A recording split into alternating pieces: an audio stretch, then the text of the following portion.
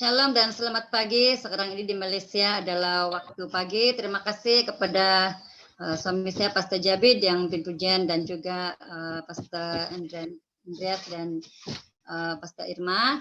Kesempatan ini saya ingin mengucapkan juga selamat tahun baru 2021 untuk semua dan terima kasih atas kesempatan ini yang telah diberikan oleh Habas Akademi untuk saya menyampaikan perfungsian ataupun renungan firman Tuhan yang singkat, tapi saya juga mungkin lebih kepada beberapa kesaksian kehidupan saya sendiri. Oke, mari kita lihat dalam Ibrani 13 ayat 1 hingga 16. Kita boleh baca di dalam Alkitab masing-masing. Ibrani pasal 13 ayat 1 hingga 16. Oke, tapi saya akan minta masing-masing baca dalam Alkitab masing-masing saja. Saya ingin baca ayat kuncinya dalam Ibrani 13 ayat 5 mengatakan, janganlah kamu menjadi hamba uang dan cukupkanlah dirimu dengan apa yang ada padamu. Karena Allah telah berfirman, aku sekali-kali tidak akan membiarkan engkau dan aku sekali-kali tidak akan meninggalkan engkau. Saya senang ambil di dalam ayat kuncinya Ibrani 13 ayat 5b. Saya ulang sekali lagi, aku sekali-kali tidak akan membiarkan engkau dan aku sekali-kali tidak akan meninggalkan engkau. Renungan firman Tuhan pada pagi ini yang saya bawakan adalah membawa tema tentang penyertaan Tuhan yang sempurna. Penyertaan Tuhan yang sempurna. Saya senang bertanya kepada kita pada pagi hari ini, berapa persen atau peratus keyakinanmu saat ini bahwa penyertaan Tuhan itu yang sempurna di dalam kehidupanmu? 40%, 70%, 100% atau sebaliknya? Saudara dan saudariku yang dikasihi dalam Tuhan, janji Tuhan bahwa aku sekali-kali tidak akan membiarkan engkau dan aku sekali-kali tidak akan meninggalkan engkau. Suatu janji penyertaan Tuhan dalam kehidupan orang yang percaya kepadanya. Orang yang percaya kepadanya. Namun justru manusia kadang-kala lupa akan janji Tuhan dan akhirnya bertindak mengikut keinginannya sendiri. Karena apa, saudara dan saudariku dalam Tuhan? Karena pikiran, hati, dan tingkah laku yang di luar Tuhan. Bahkan juga melakukan keputusan-keputusan penting dalam hidup tanpa sungguh-sungguh melibat sertakan Tuhan dalam setiap keputusan itu. Akhirnya berakhir dengan kekecewaan dan penyesalan. Ada juga yang merasa sudah tidak ada penyertaan Tuhan disebabkan tekanan berat dalam hidupnya. Saudara dan saudariku dalam Tuhan, saya merupakan seorang konselor ataupun guru konseling di sebuah sekolah menengah ataupun government secondary school di Sabah, Malaysia, dan juga terlibat dalam beberapa aktiviti kebajikan NGO ataupun swasta. Dan suami saya seorang hamba Tuhan yang melayani sebagai pastor, yaitu Pastor Jabid yang pimpin pujian tadi. Kami melayani, saya membantu dia pelayanan di sebuah gereja SIB di Sabah. Dan kami sama-sama berada melayani di gereja tersebut. Oke, karya saya sebagai seorang konselor, saudara-saudariku, membawa saya setiap hari berhadapan dengan pelajar dan kadangkala ibu bapak pelajar, penjaga pelajar yang memiliki pelbagai persoalan dan masalah dalam hidup seperti masalah pribadi, masalah keluarga, kerja, masalah disiplin di dalam sekolah dan bermacam-macam masalah. Begitu juga dalam pelayanan saya di gereja dan community, dalam pelayanan konseling saya menemui pelbagai sifat manusia yang datang untuk minta bimbingan dan konseling yang perlu saya bantu. Namun disitulah saya melihat bagaimana tangan Tuhan yang sempurna itu, penyertaan Tuhan itu sempurna di dalam karir saya ataupun dalam kehidupan saya sebagai seorang konselor. Oke, saudara, pada tanggal 31 Desember 2020 yang lalu, yaitu di malam terakhir kita di tahun 2020, saya sangat bersyukur dan menangis, bersuka cita akan penyertaan Tuhan dalam keluarga saya karena melangkah memasuki tahun baru 2021. tepat tanggal 1 hari bulan 1 2021 detik jam 12 itu saya peluk anak saya peluk suami saya, dan kami menangis berdoa memuji Tuhan karena penyertaan Tuhan yang sungguh luar biasa di dalam kehidupan kami lewat tahun-tahun yang lalu dan tahun 2020. Hari ini adalah masuk hari ke-6 di mana minggu pertama kita di tahun baru 2021. Secara pribadi dalam hidup saya, penyertaan Tuhan itu sangat sempurna, saudara dan saudari. Walaupun saya sebagai manusia biasa yang tidak sempurna, tapi disempurnakan oleh karena berkat penyertaan Tuhan yang tidak pernah meninggalkan saya, baik dalam hidup saya dan keluarga saya, pelayanan saya, dan seluruh segi kehidupan saya. Walaupun saya sebagai konselor, saudara dan saudariku yang dikasihi, saya juga sering menemui di dalam kehidupan saya sebagai seorang konselor, saya juga sering ditemui dan menemui berbagai golongan yang perlukan bantuan dari segi pengurusan emosi, mental, tapi saya juga pernah mengalami keadaan emosi yang sangat lemah dan tidak terdaya. Ramai orang mengatakan, oh kau konselor, kau tidak ada masalah, tapi orang tidak tahu bagaimana perasaan seorang konselor juga manusia biasa yang mengalami kehidupan yang pelbagai dan memiliki juga gangguan ataupun gangguan dari segi emosi dan juga dan segi mental. Dan di saat saya tidak terdaya itu karena menghadapi pergumulan, persoalan, sampai saya tanya Tuhan Yesus, di manakah Engkau? Saya sangat perlukan pertolongan Engkau. Saya sudah tidak kuat dan dalam pernah mengalami masalah keuangan, dalam masalah hubungan kadang-kala dengan suami, masalah dengan anak. Kami ada satu anak saja, yaitu umur dia 16 tahun pada tahun ini, lelaki, dan masalah dengan rekan sekerja, masalah kadang-kala dengan adik-beradik, masalah karena terlalu peduli dengan masalah orang lain, pikiran buntu, memikirkan apa yang harus dilakukan untuk membantu, dan banyak lagi.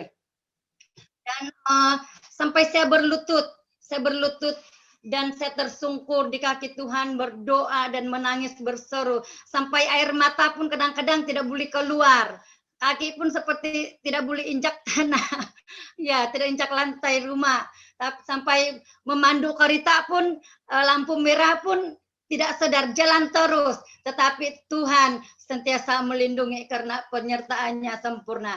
Dan disitulah di saat saya sangat down kadang-kala dan di saat emosi terganggu dan menghadapi situasi-situasi yang tidak menyenangkan, disitulah kuasa Tuhan bekerja di dalam kehidupan saya dan di dalam keluarga saya.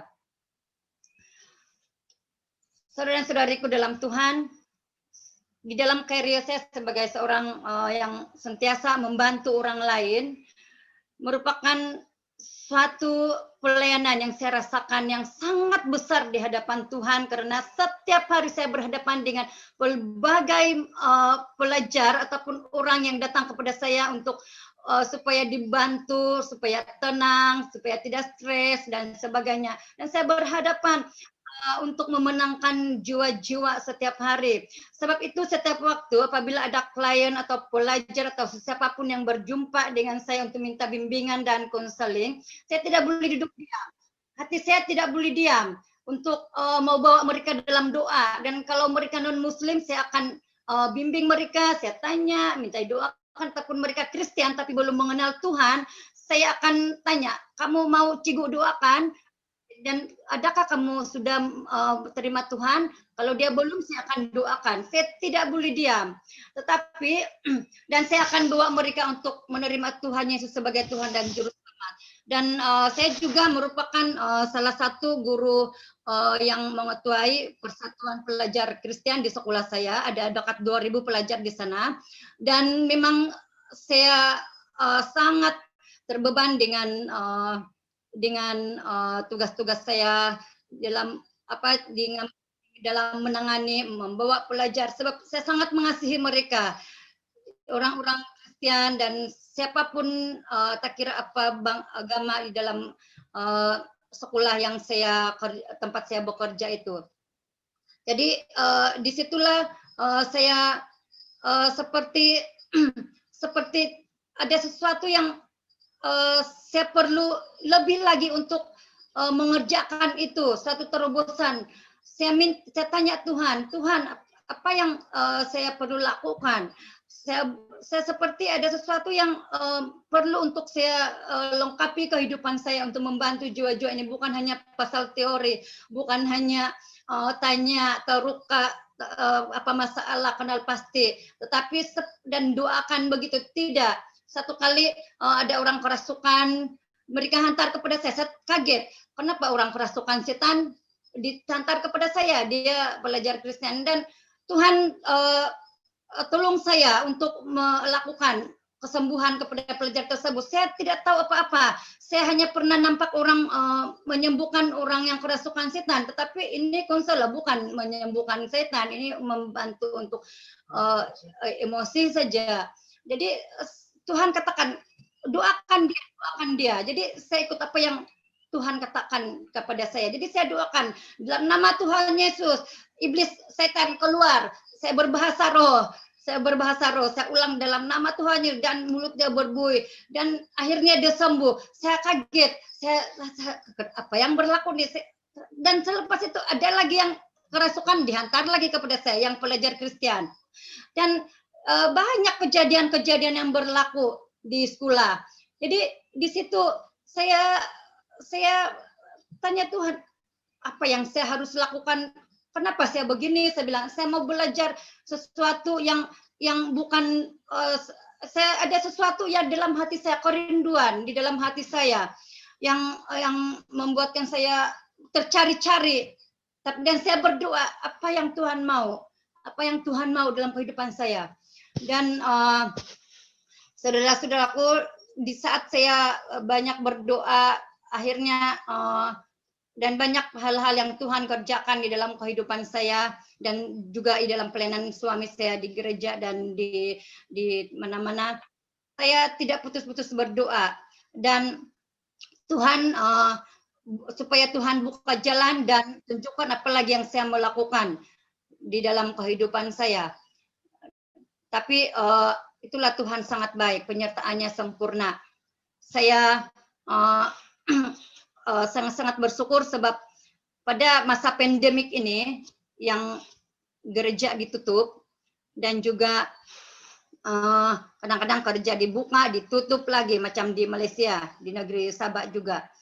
Jadi kita banyak berada di rumah. Jadi di rumah saya ambil masa untuk so kami pun tidak boleh bekerja di luar di sekolah. Jadi saya ambil masa untuk ambil online kursus-kursus untuk kemahiran diri saya sebagai konselor. Tapi saya rasa ada sesuatu yang tidak lengkap. Jadi satu kali dalam grup grup WhatsApp ICTS saya nampak seorang hamba Tuhan yaitu Pak Vincent. Dia selalu mempost tentang kesaksian pribadi. Jadi saya sentiasa berdebar-debar. Saya tengok ada kesembuhan dan mukjizat semua. Terus dalam hati alangkah bagusnya kalau Tuhan pakai saya untuk hal-hal yang pelayanan saya di sekolah ataupun di mana-mana seperti ini untuk orang yang datang kepada saya. Sebab selama ini memang saya mendoakan orang, tapi kadang-kadang ragu-ragu, takut, kadang-kadang rasa itu doa kan macam tidak tidak seindah orang lain saya rasa. Jadi saya rasakan macam banyak keterbatasan saya. Jadi saya tidak tahu macam mana. Saya selalu tengok itu post Pak Vincent. Jadi satu kali pada bulan Ogos tahun 2020 saya nampak dia letak satu post untuk mendaftar di Harvest Academy. Jadi saya pun tidak tahu apa itu Harvest Academy, tapi Tuhan gerakkan saya. Tuhan mengatakan ikut, daftar. Jadi saya pun telepon admin dia yang tertera di dalam WhatsApp itu.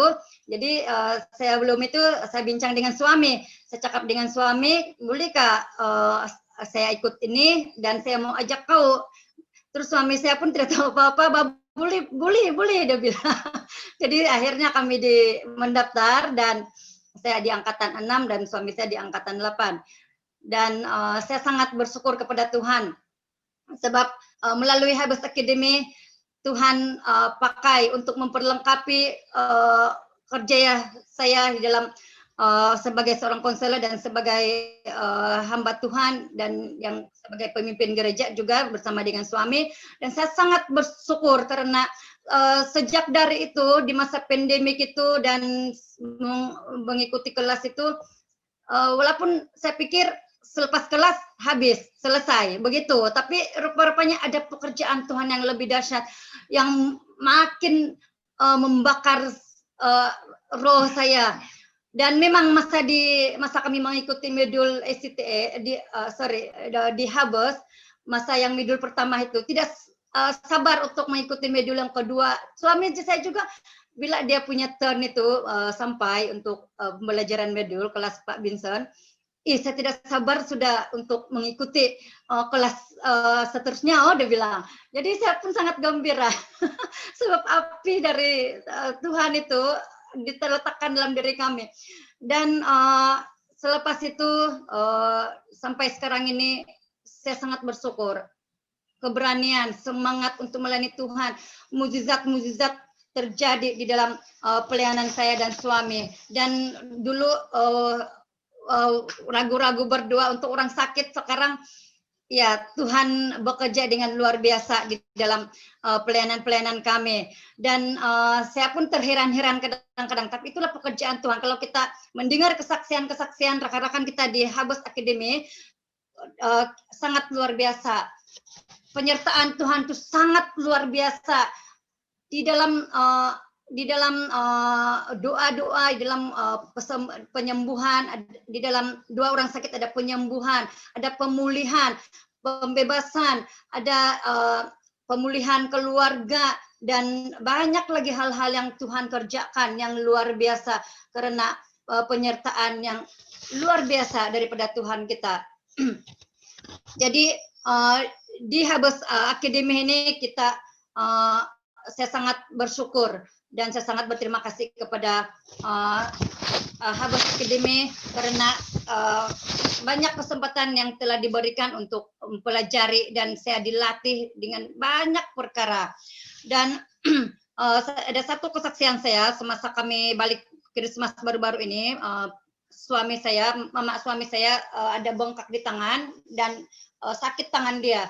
Jadi kami doakan dan dia sembuh. Itu juga mujizat Tuhan. Dulu suami saya tidak berani untuk berdoa di depan keluarga saya, walaupun dia dulu pastor, tapi dia tidak berani. Ada ketakutan sembuh atau tidak. Dia begitu dulu, tapi masa itu saya nampak wah luar biasa dan mama dia sembuh, bengkak dia hilang dan dia sembuh, tangan dia sembuh. Dan ada banyak lagi yang Tuhan kerjakan di dalam kehidupan kami. Satu kali juga kawan saya Muslim, dia kena COVID-19 dan dia demam, dia masuk ward, dia demam, dia batuk-batuk, dia sakit kepala seperti migrain. Mihing, saya sangat sengsara, dia bilang. Jadi saya tidak tahan dengan keluhan-keluhan dia telepon. Jadi dia Muslim, saya message dia, saya cakap, Kak, saya bilang, boleh saya berdoa untuk kamu melalui voice call, saya bilang, kau pergi tandas, kau dengar sajalah, saya bilang. Dia bilang, boleh, dia bilang. Jadi saya, sebab mungkin itulah, dia pun tidak apa saja doa, dia terima sangat kesakitan. Itu yang saya terpikirlah, jadi saya berdoa untuk dia. Jadi 2 hari besoknya, saya message dia cakap, dia bilang terima kasih, dia bilang, Mihing, saya terima kasih, demam saya sudah hilang, saya punya batuk sudah tiada, saya punya sakit kepala sudah hilang, sudah sembuh, dia bilang. Lepas itu saya puji Tuhan, saya type puji Tuhan, saya bilang sama dia. Lepas itu 2 hari selepas itu dia message, Mihing, dia bilang, saya sudah boleh keluar ward, saya dan suami saya, dia bilang, saya sudah sembuh, saya sudah balik ke rumah jumpa anak-anak. Puji Tuhan, haleluya, saya bilang, saya sangat bersyukur. Itu antara banyak kejadian-kejadian yang berlaku yang dimana kuasa Tuhan itu nyata kepada orang yang mau dipakai Tuhan. Siapapun kita, yang kita rasa ini orang yang biasa yang tidak boleh melakukan, tetapi Tuhan, bila Tuhan bekerja, kita minta Tuhan pakai kita, Tuhan pasti bekerja dan menyertai apa yang kita lakukan di dalam kehidupan kita. Jadi betapa mengagumnya janji Tuhan ini selalu hadir dan menyatakannya di dalam kehidupan kita sebagai anak-anaknya. Dan tidak ada pemimpin agama manapun yang berjanji akan memberikan jaminan penyertaan kepada umatnya seperti Tuhan Yesus. Firman Tuhan dalam Injil Matius 28 ayat 19 ayat 20 merupakan ayat nas penegasan apa yang Tuhan sampaikan kepada murid-muridnya. Mengatakan, pergilah, jadikanlah semua bangsa muridku dan baptislah mereka dalam nama Bapa dan Anak dan Roh Kudus, dan ajarlah mereka melakukan segala sesuatu yang telah kuperintahkan kepadamu, dan ketahuilah aku menyertai kamu senantiasa sampai kepada akhir zaman. Haleluya. Janji Tuhan menyertai umatnya tidak pernah diingkari. Awal ketika diutus Tuhan membawa Israel keluar dari Mesir, Musa sempat menolak karena merasa tidak mampu dan tidak cakap berbicara. Namun Tuhan menguatkannya. Dalam Keluaran 4 ayat 12 mengatakan, pergilah, aku akan menyertai lidahmu dan mengajar engkau apa yang harus kau katakan. Saat Israel menempuh perjalanan di padang gurun, ia menyatakan penyertaan dan kehadirannya melalui tiang awan dan tiang api. Tak kala Israel mengalami ketakutan karena dikejar pasukan Firaun, sedangkan di hadapan mereka laut teberau, Tuhan ada di sana. Dalam Keluaran 14 ayat 13 berkatalah Musa, janganlah takut, berdirilah tegap dan lihatlah keselamatan dari Tuhan yang akan diberikannya hari ini kepadamu. Sebab orang Mesir yang kamu lihat hari ini tidak akan kamu lihat lagi untuk selama-lamanya. Saudara yang dikasihi Tuhan, sampai kesudahan zaman janji Tuhan tidak pernah berubah, akan tetap menyertai umatnya yang percaya kepadanya melalui Roh-Nya yang kudus. Tidak perlu takut menghadapi apapun, kata Tuhan dalam Yesaya 41 ayat 10. Sebab aku menyertai engkau. Janganlah bimbang, sebab aku ini Allahmu. Aku akan meneguhkan, bahkan akan menolong engkau. Aku akan memegang engkau dengan tangan kananku yang membawa kemenangan. Jadi saudara, sebagai penutup, mari kita terus mempercayai Tuhan Yesus yang sentiasa menyertai kita, yang tidak pernah meninggalkan kita. Orang yang percaya tidak pernah ditinggalkan Tuhan, saudara-saudari. Hidup yang sentiasa bersyukur, hidup yang memuliakan Tuhan, hidup berdoa, cinta akan firman Tuhan, cinta akan Tuhan, akan sentiasa memiliki hubungan dengan Tuhan dan tidak pernah ditinggalkan Tuhan. Karena itu tetaplah kuat di dalam segala situasi. Memenangkan jiwa bagi Tuhan.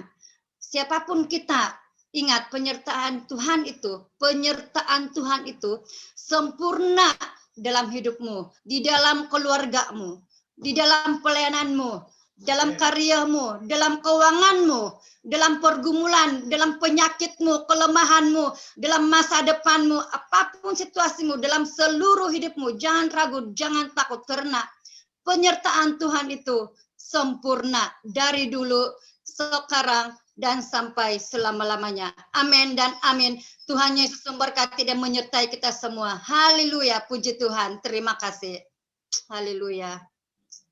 Puji Tuhan, haleluya. Luar biasa firman-Nya hari ini dari Malaysia. Terima kasih Pastor Ming. Dahsyat. Haleluya. Terima kasih. Beri kemuliaan bagi Tuhan. Haleluya. Amin, amin, amin.